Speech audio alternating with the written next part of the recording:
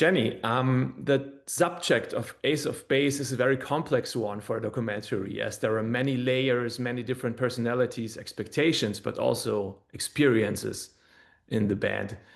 When you first saw the documentary, what were your feelings? Was it able to convey the whole picture? I was blown away. The first thing I saw, I was actually right, like I saw 1.5 episodes, like they had cut, like a rough cut, Jens von Rice. The filmer, the director showed a piece of, and I was like blown away at the beginning because it was like so nice to see again. Because I mean, I don't sit at home and watch the pictures. I just do my job. I'm out singing, doing the Ace of Base songs all over the world. So that is for me to just jump back, and I was blown away by, wow, did we do that? That's cool.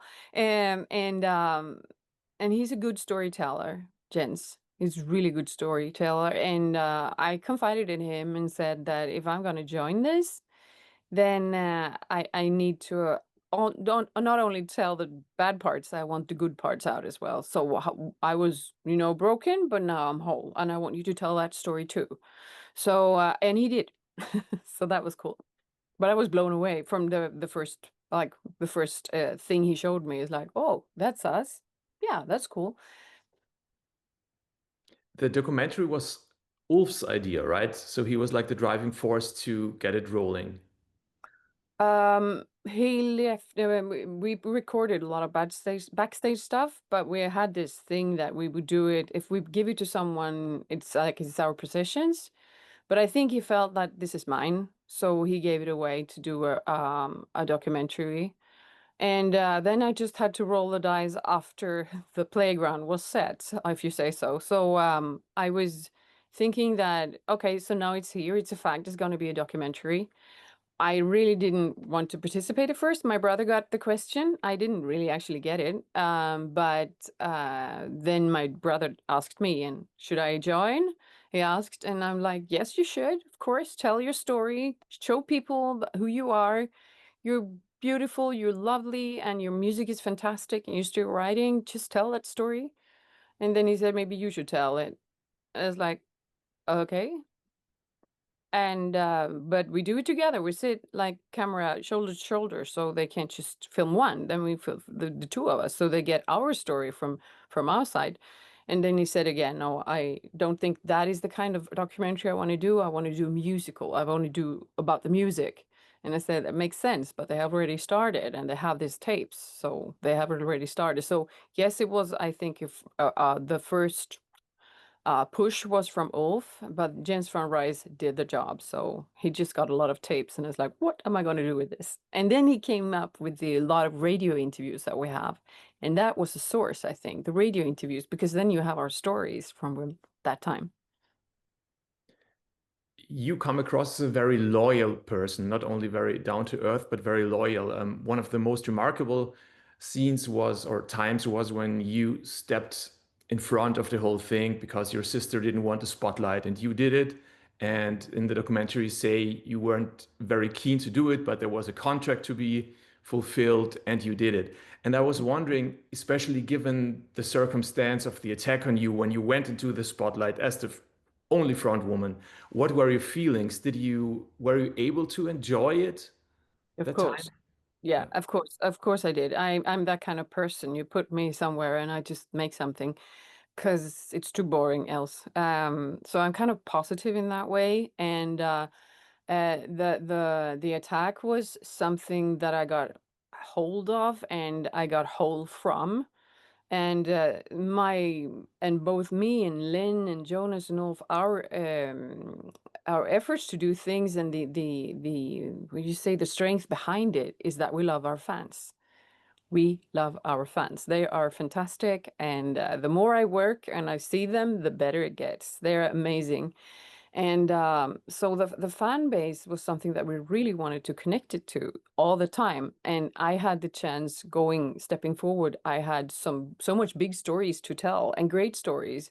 I was patched up by the Lord himself, more or less, as I usually say. And I could tell the story about that. And that is a really good story. People need to hear that. And it's not that you're broken, it's how you get whole. And I had confidence that was a bit shattered because the business is really tough on people. And it's tough on men, it's tough on women, I say equally. You just have to play the do the game. And I did. And I got an education from the whole thing. I learned how I went to a vocal coach, and I took care of my self-confidence, and I made something out of something that was broken. And I think that is a fantastic story. And I got a help from above, but now I'm out there. I have South America, I do touring all over the place, and it's so cool. And I'm going to be in New Year's Eve. I'm going to be in Hamburg to do the New Year's Eve show, TV show. I just got that confirmed. So that's really cool. And so I'm out there. I'm doing the music still because I um, had to. And sometimes you have to do things, and then you better do it good. And they helped me. I said, if I'm going to do this, I need help from this.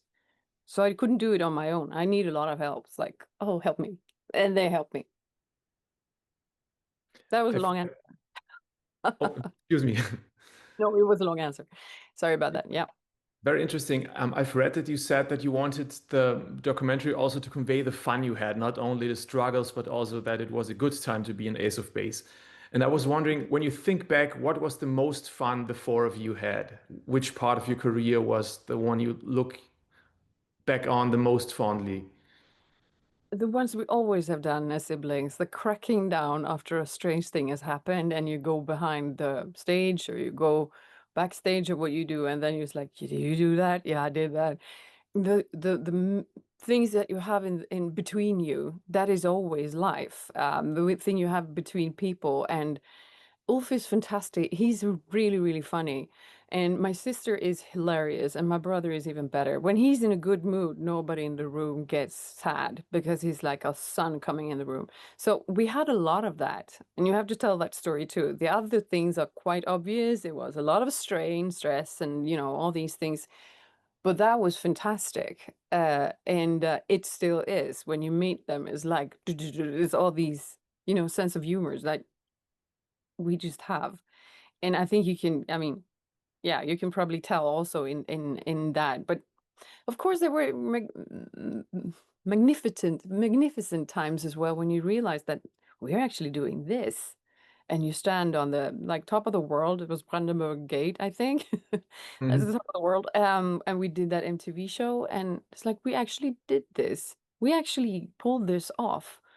And the training for us wasn't always to be a touring band. Now I got a lot of training. I'm out there all the time, and I write my own music. I'm going to be on TV in Germany on New Year's Eve. So that's really cool things. I didn't think that would happen to me when I was 53, but the documentary has helped me a lot to rethink things. And I'm even more proud now than I was before. As you've said, you've become a very successful solo artist. What was the thing being in the band, being Ace of Base, that you learned that you knew you'd maybe do differently as a solo artist, or what was the most important lesson that you could apply later on as a solo artist? The collaboration. It is always between people things happen. Big things happen between people. Great minds thinks alike, and idiots. You have to work them through, walk them through your ideas. And I'm not my confidence now is because I know things. I've been asked to hold. I've been holding lectures in this, and there's so much things to tell, but my German is pretty low. I've been asked to go to German and keep lectures in German. It's like, no, I'm not really there yet with my German, but um, so so much stronger, so much confident now. And you can actually see that when you do a documentary, it's like sum up of your past, but this is also my present and my future. So that is super cool. That is not a closed chapter. I'm living it. So it's amazing.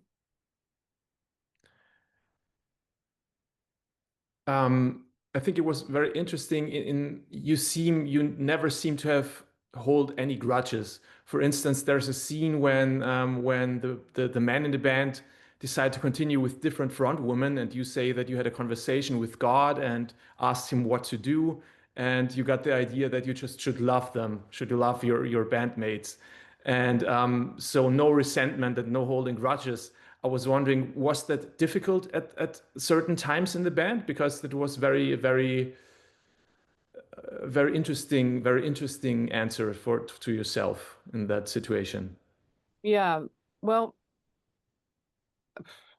that's a good question, actually. Of course, I mean, I'm a person, I'm a normal person, very normal, but I didn't like myself unliking people or unliking situations.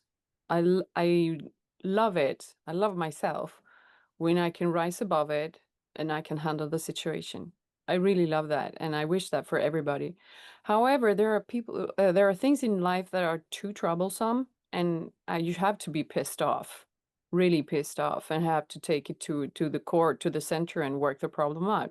That is not something I didn't do, actually, because that was quite obvious that that was strange.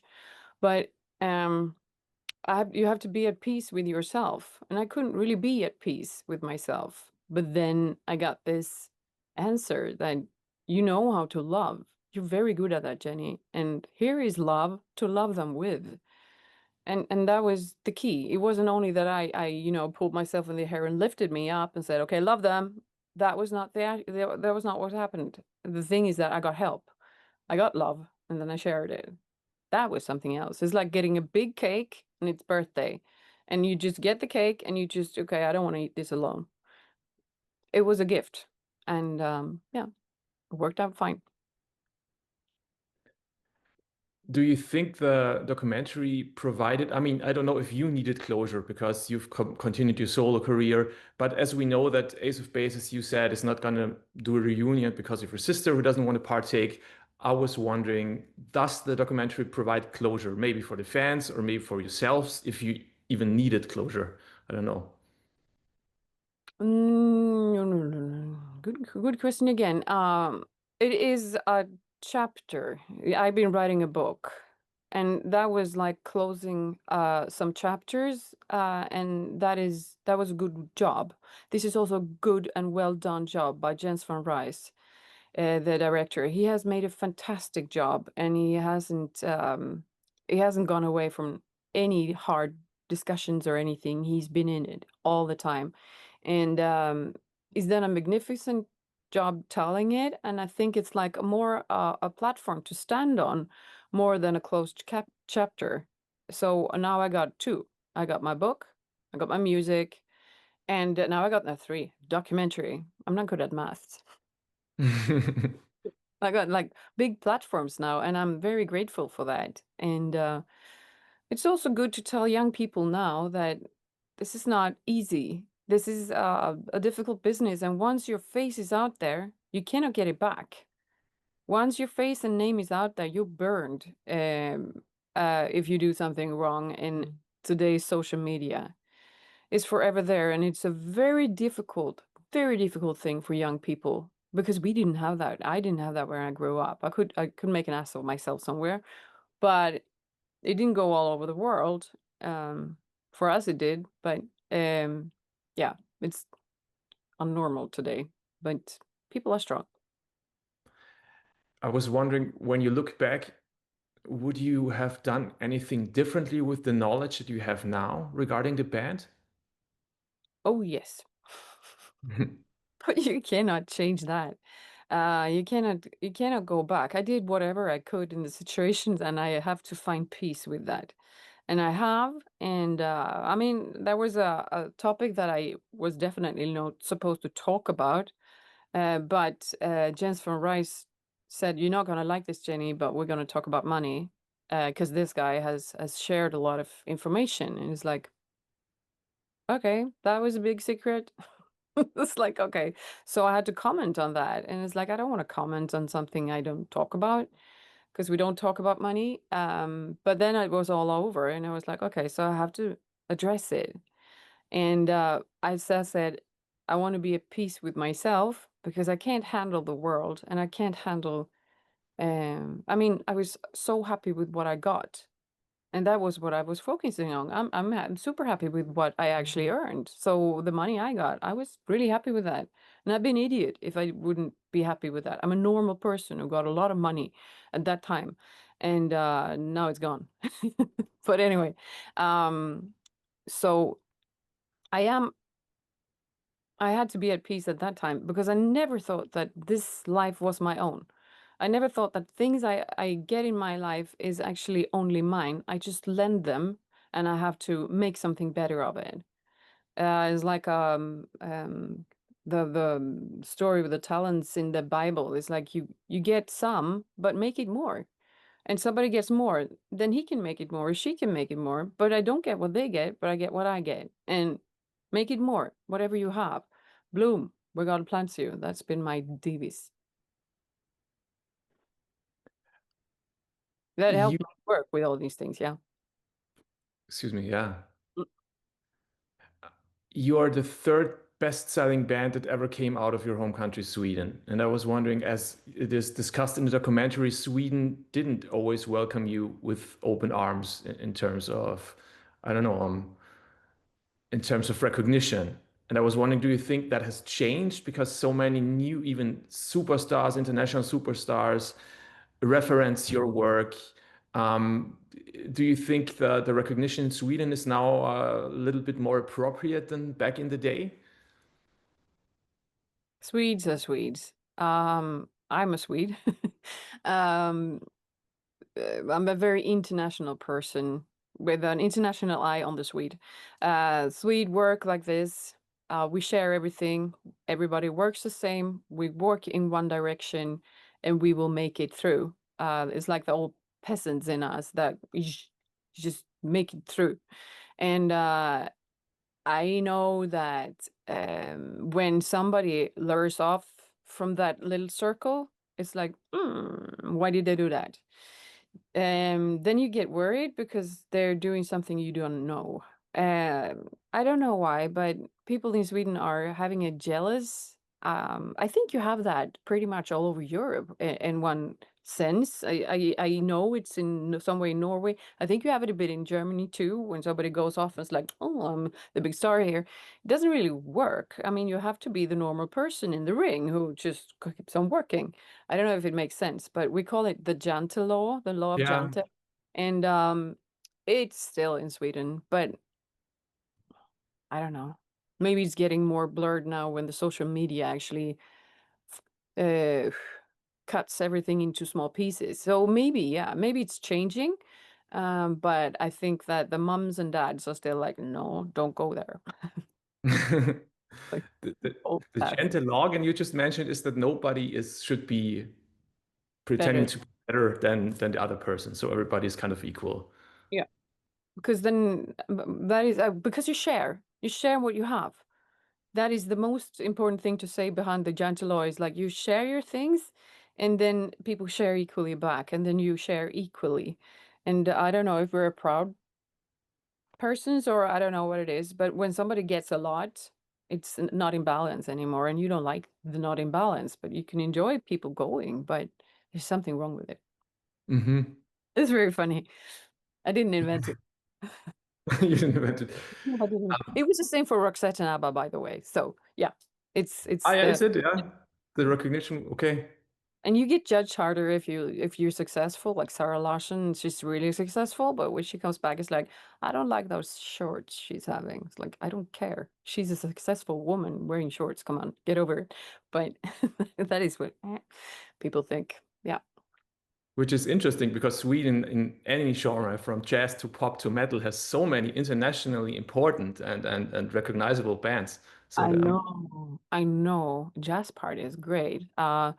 When I'm out now, I have like Jonah and a bass player from Dirty Loops doing the things behind me. I'm working with Simon Petrian, who is a choreographer, who is a producer in South Korea, working with K-pop. So I'm with these people, and it's really amazing. I don't know if you heard about Dirty Loops, but they're like yeah, a well, jazz. Henrik Lindner, right, is the bass Yeah. player. Yeah. Yeah.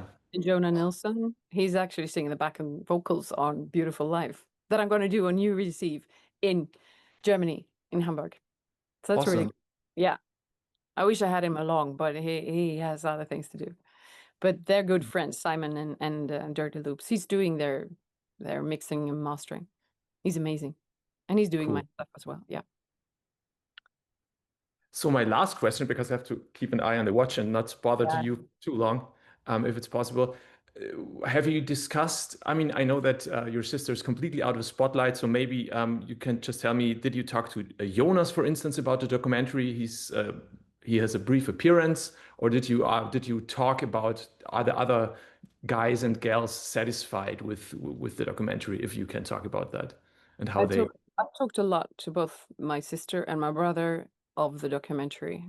My brother was the one who was supposed to be in the documentary. And yeah, it's of course, because I represented them both.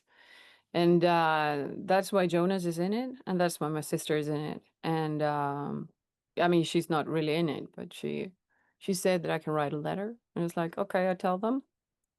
I don't know how it's going to work, but I tell them that you can write something.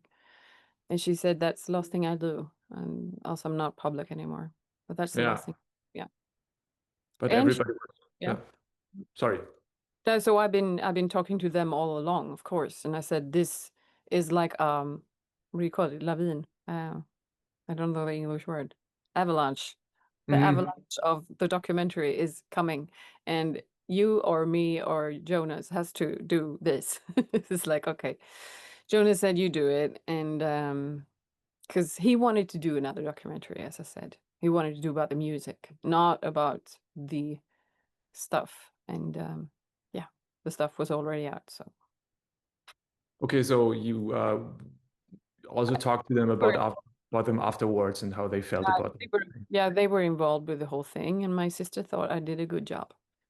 Yeah. Yeah, well done, she said. She knew I had a lot of issues trying to work all the three of us being one, but yeah, she was appreciating it, and my brother was like, "Oh no, they're telling everything wrong. They have to talk about the music." So, and he's probably going to do a documentary of the music, and that is interesting. I can be that too. Awesome.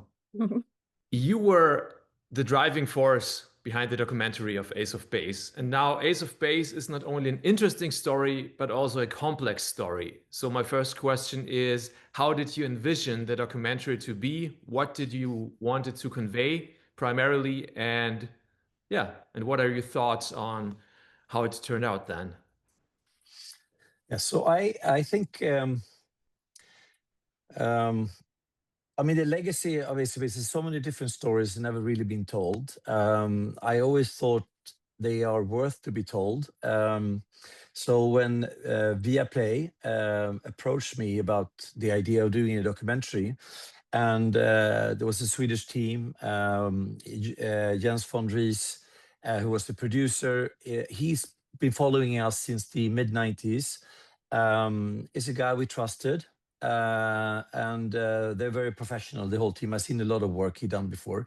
So I thought it was a great idea. We started to talk about a little bit ideas and what he wanted to do with the documentary. And he asked me if I had material. And I realized I had several hundreds of hours of material filmed during the early days of Ace of Base and during the 90s of Ace of Base, filmed by me mainly. And I had never watched the videos because after Ace of Base, after we put everything on hold, I needed a little break from the music industry, so I never had the time really to look at it. And then, so I didn't really know what I had on these tapes. So it was kind of a trust issue to give him all these tapes. God knows what I have filmed. But it was all good. And if he said, you have a gold mine here, we have a lot of good material. For me, it was very important that if we're going to do a documentary, that no one in the band have any saying whatsoever. Because when a band have a lot of saying, it's going to be, it will be toothless story. So it was very important that they told the story that they saw from their point of view, not it's not our story from us. It's our story seen from their point of view. So they have been completely in lead for this, and we had no saying in anything. But of course, we participated for almost 2 years of filming, and also, but both Jenny and I, Jonas is not there much. He's only, as you've seen in the documentary. But my vision was to probably explain not only how tough it was to create the band, but also how tough it was during the heydays and how many challenges we had.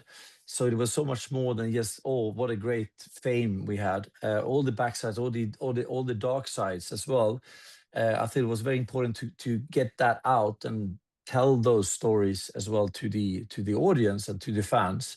And I think that's very important for actually the legacy of the band Ace of Base and the songs, how they were created, what we went through over these 10 years we were active. So I think with the result, I mean, it's very difficult to cover 30 years in 3 hours, or actually 3 commercial hours, which is 3 times 40 minutes. So there's a lot of stories which is not there, but I think they've done a great job. I think they're telling the story in a great way, in an exciting way. And I think the most important parts are there, even though I think they're missing some parts as well. But so I'm happy with the result. You just mentioned the dark sides, and obviously, besides the attack on Jenny, the revelation of your past has been a big story. And I was wondering, how did you want it to? Because it has happened many decades ago, and you already went through it. The whole thing went public. You did your thing, and now to kind of tell that story and that chapter of your life that you left behind to maybe a new audience. What were your feelings about it? And you said the guys who did the documentary had free hand, but what was your thought on telling that story again, your life? Well, it's two reasons, I would say. First of all, I think, I mean, the story about Ace of Base will not be a full story about Ace of Base if you just don't have that part, because that was a very important part of everything, and it could have collapsed the band from the beginning. And it was also a great reason why Jonas and I started to work so strongly together, because I left that world and to try to do something positive with my life. So it is such an important part of the catapulting force behind the band that actually I got out of that very bad part of my life. So it was. I thought it was very important to explain it and describe it. And I would say, if I look back in all the interviews from the 90s, there are always short interviews. There's no interviews that really put the whole perspective together. Of course, this is still a limited version as well, but I thought it was a great, at least, to tell the story in a way how it happened. For people to understand. Then the second part is, I think today is probably more important than ever, consider how the world looks like, to tell this story, what happened to me and how I changed my life and what I did with my life, even though I could have taken many other routes. As a message, hopefully some people can learn from that. People in gangs or in extreme environments, which unfortunately it's very common these days. So I thought it could probably some good for some people to hear my story as well. It was so interesting in the story to see how because you seem to be such a bunch of completely different characters, and it was also very interesting to see how your roles in the band developed. And with you, it seemed like you were the man who really embraced the whole pop business thing, who really wanted to go straight forward, make more, be like, travel the world, of course. And then later on, he became a businessman, traveling to the Amazon a couple of times a year. But when you see yourself, is it interesting to see yourself like changing roles and having the dynamic change? I mean, I think probably the strength of the band and having a band is you always have different dynamics in a band. You could probably see in any band in the world that you have different dynamics. And you probably need one Ulf in each band, or you need one Jonas or one, well, so you need the different parameters. I mean, it was challenging for me, of course, because I wanted so much. I got some of it, but I wanted so much more than we got, and it was always a limit how much we could do, and we had to cancel world tours, and it was a kind of a frustrating time for me, of course, that I wanted so much more than the other ones in the band. But of course, when you are 4 people, you're only as strong as your weakest link. And we always had to shape and form our strategy after the weakest link and not the strongest link. But I did my best to push the band as much as I could, and I think it went okay anyway. Yeah. There's this interesting scene because it's very interesting to observe, like when you were at the height of superstardom, and there's this scene where you and Jonas, but I think mostly you were talking about your vacation with the boat, and you could see like that you were like in a party mode, enjoying the fame, enjoying what you have now, being a huge star. Yeah. And with the women in the band, it seemed like they were completely the opposite. They seemed to be more chill and more private. And am I right about that? This is kind of a crucial moment in the documentary, because you see that although everybody seems to be still liking each other and no dirty laundry or feelings whatsoever, that seemed the point in the documentary when things like started really to drift apart in the dynamics. I mean, it was a part. I would say a problem was a problem. I mean, in the beginning, when Jonas and I wrote music, we didn't write music because we wanted to make money. I mean, we were hoping for success, but it was not for the money. I mean, we were hoping to not have all these other crap jobs we had on the side. Cleaning oil tankers and I mean, it was just we took some serious hardcore jobs to make money to buy instruments, but to make money enough to survive. But we didn't really do it. We had no clue it could be this big, right? But the fact was that Jonas and I wrote the first album, and the girls didn't make as much money as we did on the first album. And when the first payouts came, they saw the difference. The thing is, they were not as materialistic as we were either. So I'm not sure if they would have bought a boat, to be honest, or anything else that we did. I don't think the girls will go to Saint-Tropez or other places, because they're not like that. They like to be in Gothenburg and be with their friends, and so they had. But I think the documentary points out a way which they were a little bit jealous that we made more money than they did on the first album. It obviously is cleared out on the second and third album, and also when we were touring, of course, we made equal amount of money. So in the long run, it's not that big difference. But it was at that specific time. It was a big difference when the first payouts from the first album came, of course, and it got a little bit traction in the band. But I don't think nobody in the band has been too much into the economics in it. So I don't think it was too bad, but it was tensions, of course. There was tensions, and also there was tensions that Jonas and I was running things, and the girls wanted to have more say in everything. And I wouldn't say we were two dictators, but we were kind of hardcore what we wanted to do. And the girls wanted to have more power in the end. So I mean, eventually we all were equals. Jenny said that it was important to her that the documentary should convey how much fun it was at times to be in the band. Besides all the developments and all the drama and all the other business aspects, she said it was huge fun in the band. So when you think about the height of her fame or the beginnings, what was the most fun time for you to be in the band? I had fun almost the whole way through, even though there was a lot of challenges, of course, which you had to overcome. But to be able to conquer new territories, new countries, new cultures, to travel the world, meeting new people, meeting new artists was amazing. I would say one great thing was to do Top of the Pops. I think we did it like 17 times. And when you did Top of the Pops, you were locked in a BBC studio from morning to evening, and you were not allowed to leave, or you're not allowed to do any other interviews. You were stuck with all the other bands, which were top 20 in the UK, which meant you met a lot of the big bands in the world, including the big American bands. And it was the same for everyone. They had the same size, so little room they could enjoy, but the back loge. But there was one big room that we could play pool and eat, so forth. Everybody had to enjoy to be with each other for like 10 hours. So you got to know a lot of artists. Most artists became one-hit wonders, which was kind of also a little tragic to learn, to see people come up and then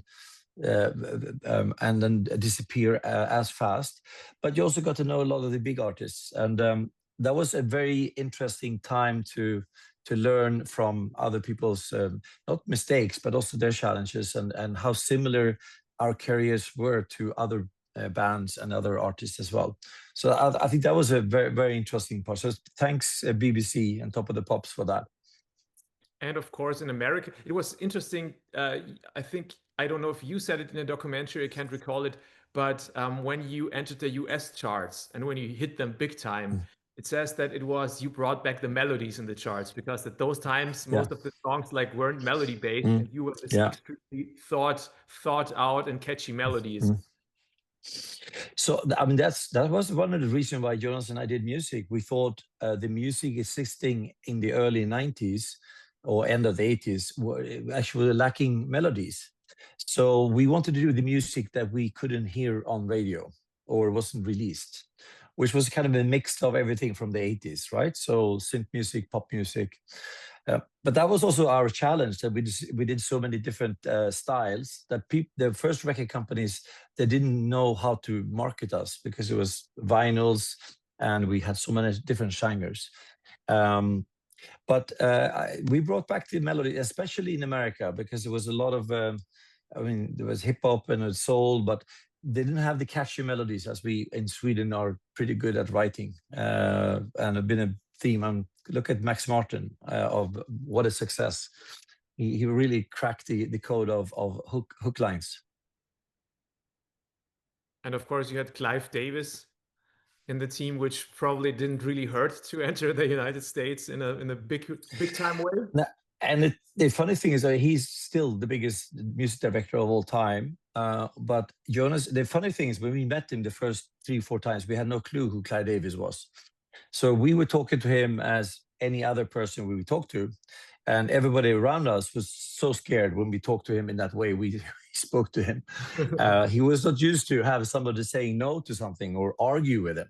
Nobody argues with Clive Davis, except for Ace of Base, or Jonas and I. But eventually he had a lot of ideas, but he always pointed out at the wall and said, look at top 20 of Billboard. 12 of those songs are mine. Every week was the same. He always had like half of the top 20 was actually Arista Records artist. So of course it's very hard to argue with someone, even though we think he's wrong, when he's so successful. But he did some things he did very, very good, especially on the first album. I think on the second and third, he did a few mistakes. So he was not perfect, but he was great. Mm-hmm. So I'm curious, and I've also talked to Jenny about it. It's also mentioned in the documentary. I mean, you're the third biggest selling act of all time in Sweden, and that says something, because Sweden is no joke when it comes to, be it pop, metal, whatever, jazz. It's like really important. And in the documentary, it said that Sweden didn't really, or maybe even doesn't, give you the recognition that you deserve. Because I mean, in popular culture around the world, you have like your spot. I mean, Ace of Base, like a name, it's written in the history books, and people still reference it, and huge people still reference it. Why do you think Sweden's a bit timid when it comes to recognizing their own, in a way? We have something called Jante law in Sweden, which means that you're not supposed to think you're better than others. And to choose to sing in English to start with, you kind of reaching beyond the borders. Even though, I mean, you have ABBA, but ABBA was not recognized in Sweden either until 1990, actually. And people have a tendency to forget that. But now they obviously, since 1990, they released the gold, ABBA Gold, and they did a big comeback of selling CDs. They got recognized. And suddenly the whole Swedish society embraced ABBA. But for 10, 15 years, ABBA was also in the cold. It is hard for a Swedish act. I think it's easier now when you have, if you look at the EDM artists and like Avicii and Swedish House Mafia and so forth, they are easier being recognized. I think we have a younger audience now that easier can actually accept and applaud success. We can see that in the tech industry as well, with a lot of successful entrepreneurs being celebrated. So I think we are moving away from the strong jante, but in the 80s and the 90s it was very difficult to be famous in Sweden, outside of Sweden. Roxette was a little bit different because Per Gessle was very big in Sweden with his Swedish band called Gyllene Tider in the late 70s, early 80s. So he was already an accepted, credible artist in Sweden. So when he did Roxette, people had blended feelings of it, but he was still so accepted, so they could accept Roxette. But ABBA had the same problem as we had. But finally, I think we are embraced. So after the documentary, which is one good thing with documentary, Sweden woke up. So they did elect us to the Swedish Music Hall of Fame, finally. But I think that's just because of the documentary, because they pointed out that we were not part of the Swedish Music Hall of Fame, which was, we thought it was a little bit weird, but now we are. So we were thankful for that. A bit late, but still happened. Yeah, yeah. So when you look back on such an intense story and you see the documentary, are there any things that you think, I could have done that differently, we should have handled that differently? I think we should have had a stronger manager. That's probably something that I would have changed, especially working in America. You need to have somebody that's tough, that can actually handle I mean, Claudius was not an easy guy to work with, but of course everybody around him was tough as well. And the American society, American entertainment society, is very tough. So we had a manager, but he was not tough enough. I think to keep the band together. So the whole communication between us and the record companies. And also we had a very weird situation. It was one of the strengths, but also weaknesses. We had different record companies around the world. So in the North and South America, in Japan, it was the BMG group, and the rest of the world was the Polygram Universal group, two very competing music groups, the biggest in the world, and they didn't speak to each other. So they were always complaining, why don't we go to New York? We had to go to Tokyo. No, you had to go to London. So everybody was angry and disappointed all the time on us. And with a weak management, that didn't really help. So that is probably the only thing I really would have done differently, because with a strong management, we would have probably done a few more things. I would have done it like a global arena show. We did smaller arena shows in different countries, but not the big global one. So it's a few things like that, but I don't regret anything. I mean, I think we did the best we could. I think we had a lot of fun. As Jenny said, we had a great fun together.